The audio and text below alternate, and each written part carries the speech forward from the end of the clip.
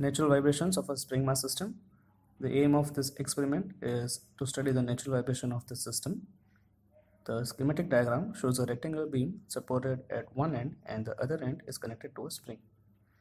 We attach an external mass at the beam center and arrange it such that the beam remains perfectly horizontal. To estimate the frequency of the system theoretically, we need to linearize the system. That is, we will convert the system to a mass and spring system, and then we'll use the standard equation of time period, that is 2 pi root m by k, where m would be equivalent mass and k would be equivalent stiffness. The exciter, that is the external mass, is placed at the beam center and the self weight of beam would act at its center, that is at the center of gravity. So let's consider a spring of some unknown stiffness and place it at the beam center. The stiffness of this spring must be such that it produces the same effect as that by the present spring. This means the beam must remain perfectly horizontal. So the moment at point A due to the force at spring with stiffness K must be same as that at spring with stiffness K1. So we can write this as F into L, that is moment at spring K, and F1 into L by 2, that is moment at spring K1. So both of them need to be equal. So F into L must be equal to F1 into L by 2.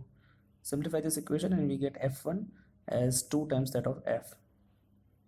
Also we know that the force exerted on the spring is given by K delta, where K is spring stiffness and delta is elongation.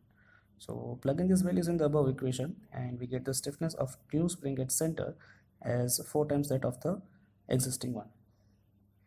So now our system can be represented as a mass, that is equivalent mass attached to spring, that is K1. So equivalent mass M EQ and the spring K1. So we apply the equation of time period as 2 pi root m by k, where equivalent mass, that is mass of beam plus mass of exciter. Mass of beam, we know it is 1.95 Newton per meter and the length of beam is 0.910 meters. So get a product of that, and the mass of exciter is 8.7 newtons. So this amounts to 10.47 newtons, and spring stiffness, that is 4 times. So 4 times of the existing one. The stiffness of this spring is 2387.273. So 4 times of that. So by this we'll get the time period of system as 0.2082 seconds. Now we need to measure the time period of the system experimentally. So we'll equip this beam with a stylus, give a minor disturbance to the system and record the chart of disturbance. Now let's perform the experiment. So this is our setup. Here we have this rectangular beam of length 0.910 meters, and it is suspended here by a spring and it is supported on the other end. We have this exciter which is actually a motor, and its weight is 8.7 kgs and it is somewhere at the midpoint of this beam. So now in order to check the free vibrations of this spring mass system, we will have to record the vibrations on this strip chart recorder. So this is the strip chart recorder, there is a motor, and when we turn on this from here, we can record the readings. So for that, we just need to align it.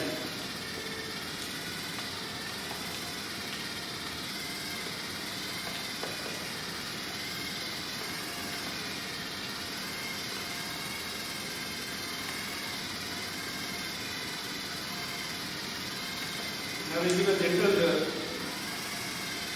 and then we can get to the waveform.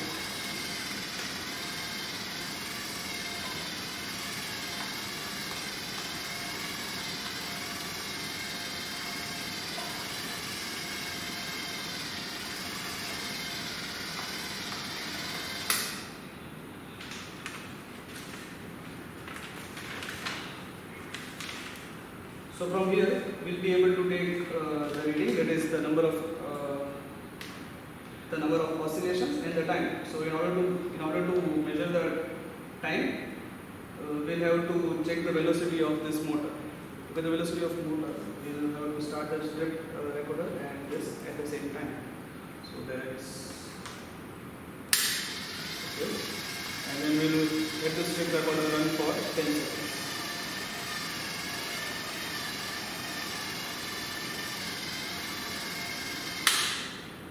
So that was 11.58. First of all, to find the linear velocity of strip chart, we use the equation of linear velocity, that is d by t, distance upon time. For our readings, we have got distance as 0.365 meters and time period was 11.5 as seconds. So that is 0.0315 meter per second. So that is the linear velocity of strip chart. Now look at these graphs. We have identified distinct peaks and calculated the distance between them. So the time period for each of them can be determined by using the velocity of strip chart. I have done this for all the 5 graphs and measured the distance, time period and number of oscillations for them. You can see this in the table.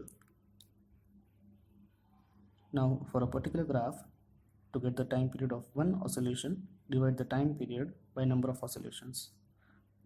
Here we have 5 readings, of which the mid 3 are more or less of the same order.